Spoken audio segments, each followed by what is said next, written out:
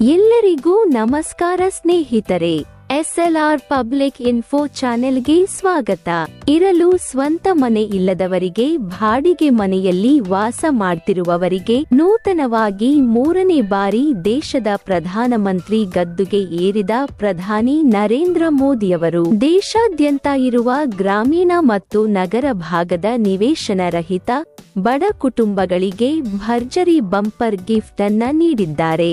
ನೀವು ಕೂಡ ಸ್ವಂತ ಮನೆ ಇಲ್ಲದವರಾಗಿದ್ರೆ ಅಥವಾ ಸ್ವಂತ ಜಾಗ ಇಲ್ಲದವರಾಗಿದ್ರೆ ಅಥವಾ ಬಾಡಿಗೆ ಮನೆಯಲ್ಲಿ ವಾಸ ಮಾಡ್ತಿದ್ರೆ ತಪ್ಪದೆ ಈ ವಿಡಿಯೋವನ್ನ ಈಗಲೇ ಲೈಕ್ ಮಾಡಿ ಹಾಗೂ ಚಾನೆಲ್ ಅನ್ನು ಸಬ್ಸ್ಕ್ರೈಬ್ ಮಾಡಿಕೊಂಡು ಪಕ್ಕದಲ್ಲಿ ಬರುವ ಬೆಲ್ ಐಕಾನ್ ಪ್ರೆಸ್ ಮಾಡಿಕೊಳ್ಳಿ. ಹಾಗೂ ದೇಶದ ಪ್ರಧಾನಮಂತ್ರಿಗಳಾದ ಶ್ರೀ ಮೋದಿ ಅವರು ಬಡವರಿಗೆ ಮೊದಲ ಸಂಪುಟ ಸಭೆಯಲ್ಲಿಯೇ 3 ಕೋಟಿ ಮನೆಗಳ ನಿರ್ಮಾಣಕ್ಕೆ ಮಹತ್ವದ ನಿರ್ಧಾರವನ್ನ ತೆಗೆದುಕೊಂಡಿರುವುದು ಒಳ್ಳೆಯ ಕೆಲಸ ಎನ್ನುವ ನಿಮ್ಮ ಅಭಿಪ್ರಾಯವಾಗಿದ್ರೆ ಈ ವಿಡಿಯೋವನ್ನ ಕೊನೆಯವರೆಗೂ ನೋಡಿ. ಹಾಗೂ ಕೇಂದ್ರ ಸರ್ಕಾರದಿಂದ ಯಾವಾಗ ಗ್ರಾಮೀಣ ಬಡವರಿಗೆ ಮತ್ತು ನಗರ ಪ್ರದೇಶದ ಬಡವರಿಗೆ ಮನೆಗಳು ಸಿಗುತ್ತವೆ ಮತ್ತು ಕೇಂದ್ರ ಸರ್ಕಾರದಿಂದ ಯಾವಾಗ ಮನೆಗಳು ಬಿಡುಗಡೆಯಾಗುತ್ತವೆ, ಎಲ್ಲಿ ಅರ್ಜಿಯನ್ನ ಸಲ್ಲಿಸಬೇಕು, ಅಗತ್ಯವಾದ ದಾಖಲೆಗಳೇನು, ಈ ಎಲ್ಲಾ ಕಂಪ್ಲೀಟ್ ಮಾಹಿತಿಗಳನ್ನು ತಿಳಿದುಕೊಳ್ಳಲು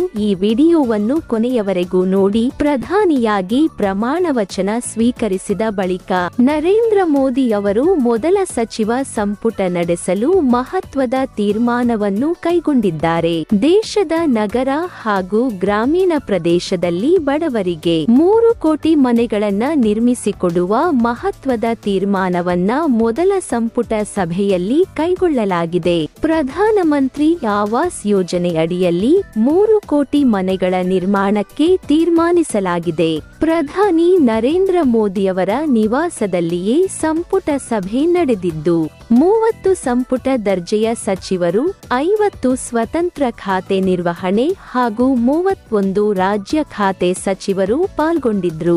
ಮೊದಲ ಸಂಪುಟ ಸಭೆಯಲ್ಲಿಯೇ ಬಡವರಿಗೆ ಅನುಕೂಲವಾಗುವ ದಿಟ್ಟಿಯಲ್ಲಿ ನಿರ್ಧಾರವನ್ನ ಕೈಗೊಳ್ಳಲಾಗಿದ್ದು ಇದಕ್ಕೆ ಎಲ್ಲಾ ಸಚಿವರು ಸಹಮತ ಸೂಚಿಸಿದರು. ಇದರೊಂದಿಗೆ ಮೊದಲ ಸಂಪುಟ ಸಭೆಯಲ್ಲಿಯೇ ಬಡವರಿಗೆ ಅನುಕೂಲವಾಗುವ ತೀರ್ಮಾನವನ್ನ ತೆಗೆದುಕೊಂಡಂತಾಗಿದೆ. ನಗರ ಹಾಗೂ ಗ್ರಾಮೀಣ ಪ್ರದೇಶದಲ್ಲಿ ಬಡವರು ಸ್ವಂತ ಮನೆ ಕನಸನ್ನ ನನಸು ಮಾಡುವ ದಿಟ್ಟಿಯಲ್ಲಿ ಕೇಂದ್ರ ಸರ್ಕಾರವು ಪ್ರಧಾನಮಂತ್ರಿ ಆವಾಸ್ ಯೋಜನಾ ಜಾರಿಗೆ ತಂದಿದೆ. ಯೋಜನೆ ಅಡಿಯಲ್ಲಿ ಫಲಾನುಭವಿಗಳು ಬಯಲು ಪ್ರದೇಶದಲ್ಲಿ ಮನೆ ನಿರ್ಮಿಸಿಕೊಳ್ಳಲು 1.20 ಲಕ್ಷ ರೂಪಾಯಿಯನ್ನ ನೀಡಲಾಗುತ್ತೆ. ಇನ್ನು ಗುಡ್ಡಗಾಡು ಪ್ರದೇಶದಲ್ಲಿ ಮನೆ ನಿರ್ಮಿಸಿಕೊಳ್ಳಲು 1.30 ಲಕ್ಷ ರೂಪಾಯಿ ಸಹಾಯಧನವನ್ನ ನೀಡಲಾಗುತ್ತೆ. ಕಳೆದ 10 ವರ್ಷಗಳಲ್ಲಿ ಕೇಂದ್ರ ಸರ್ಕಾರವು ಸುಮಾರು 4.21 ಕೋಟಿ ಮನೆಗಳನ್ನ ನಿರ್ಮಿಸಿಕೊಟ್ಟಿದೆ. ಪಿಎಂ ಕಿಸಾನ್ ನಿಧಿಯ 17ನೇ ಕಂತಿನ ಬಿಡುಗಡೆಗೆ ಅಧಿಕಾರ ನೀಡುವ ಕಡತಕ್ಕೆ ಅವರು ಸಹಿ ಹಾಕಿದ್ರು. ಇದು 9.3 ಕೋಟಿ ರೈತರಿಗೆ ಪ್ರಯೋಜನ ನೀಡುವ ಸುಮಾರು 20,000 ಕೋಟಿ ರೂಪಾಯಿ ಬಿಡುಗಡೆಯಾಗಿದೆ. ಹಾಗಾಗಿ ಆದಷ್ಟು ಈ ಮಾಹಿತಿ, ಈ ವಿಡಿಯೋವನ್ನು ಪ್ರತಿಯೊಬ್ಬರಿಗೂ ವಾಟ್ಸ್ಆಪ್, ಫೇಸ್ಬುಕ್ನಲ್ಲಿ ಶೇರ್ ಮಾಡಿ ತಿಳಿಸಿ.